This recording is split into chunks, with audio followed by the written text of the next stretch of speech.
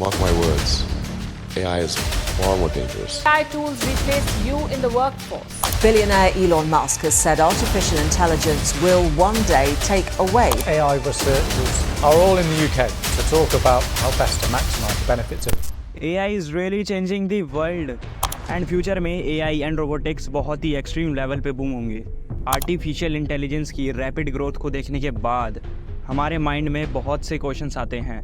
AI will replace humans, AI is scary, AI is beneficial और not, and और भी बहुत कुछ। बड़ी बड़ी कंपनीज अपने आप को अपडेट रखने के लिए अपने AI प्रोग्राम्स बना रही है।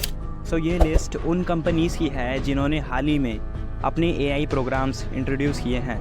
लाइक हाल ही में अभी इलॉन मस्क ने अपना न्यू AI चैटबॉट इंट्रोड्यूस किया है जिसका नेम है ग्रॉक।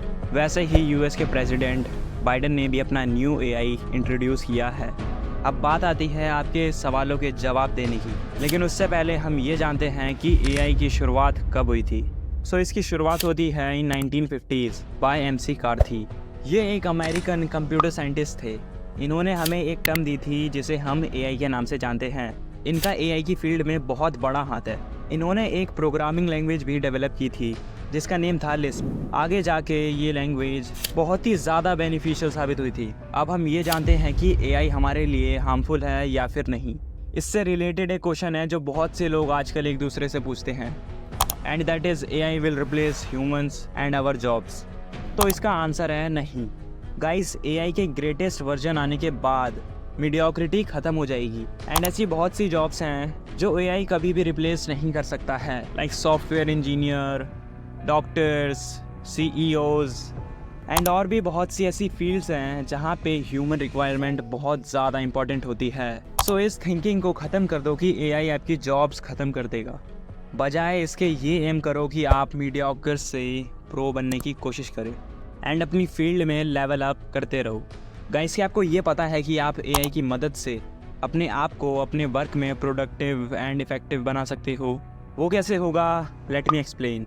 सो इमेजिन आपको एक प्रेजेंटेशन प्रिपेयर करनी है, देन इसके लिए आपको उसके बारे में नॉलेज होनी चाहिए एंड नॉलेज तभी आएगी जब आप रिसर्च करोगे अपने पर्टिकुलर टॉपिक पे। सो यहाँ पे आपको AI के चैटबॉट्स बहुत ज़्यादा मदद करेंगे, लाइक ChatGPT। बस आपको ये जानना है कि आप कैसे ChatGPT का सही यूज़ करो। सो इसके लिए आपको ChatGPT से सही वे में क्वेश्चंस पूछने हैं। लाइक इमेजिन आपको इंडिया की हिस्ट्री पर रिसर्च करनी है, देन ChatGPT से पूछो tell me about the Indian history. So ये बड़े ही सिंपल वे में आपके क्वेश्चंस का आंसर दे देगा। आई होप आप समझ गए होंगे कि आपको AI से डरना नहीं है। इसके बजाय ये सीखने की कोशिश करिए कि आप कैसे AI की मदद से अपने वर्क में प्रोडक्टिव बन सकते हो एंड बढ़ती टेक्नोलॉजी का लेवरेज उठा सकते हो। सो गाइज, अब हम ये जानेंगे कि बड़ी बड़ी टेक कंपनीज सिर्फ और सिर्फ अमेरिका ही क्यों बना पाता है। फॉर एग्जांपल गूगल जो अमेरिका का है, माइक्रोसॉफ्ट जो कि अमेरिका का है, अमेज़ॉन जो कि अमेरिका का है, फेसबुक जो कि अमेरिका का है, एंड इवन ChatGPT भी अमेरिका का है। सो ऐसा क्या है US में जो ये इतनी बड़ी बड़ी कंपनीज वहीं से बिलोंग करती है। इनफैक्ट वर्ल्ड की सबसे बड़ी कंपनी एप्पल वो भी अमेरिका से ही बिलोंग करती है। और क्या गाइज, आप एप्पल के नए प्रोडक्ट के बारे में जानते हो जिसका नाम है एप्पल विजन प्रो।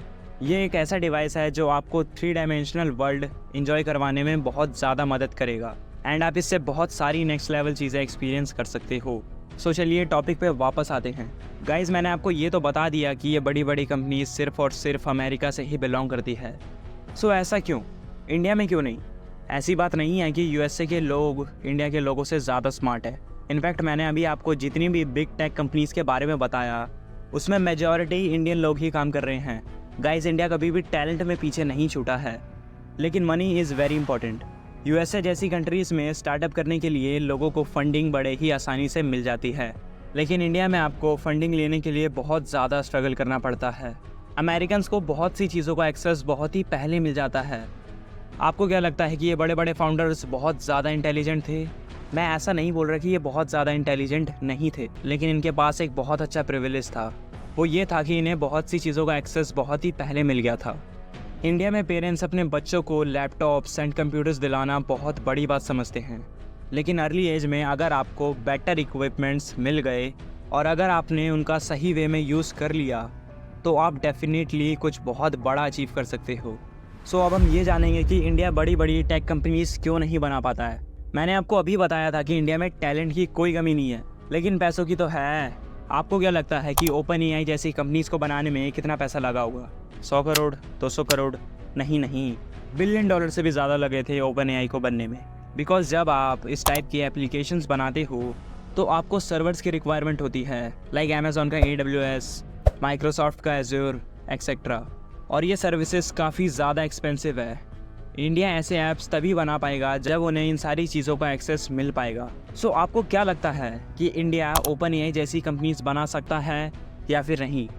मेरा मानना है कि बना सकता है, बिकॉज फ्यूचर किसी ने देखा नहीं है। हम इंडियंस में बहुत ज़्यादा पोटेंशियल है एंड हम बहुत कुछ कर सकते हैं। सो आई होप मेरी वीडियो ने आपकी लाइफ में कुछ ना कुछ वैल्यू ऐड ज़रूर की होगी। सो चलिए मिलते हैं नेक्स्ट वीडियो में, तब तक के लिए बाय बाय गाइस।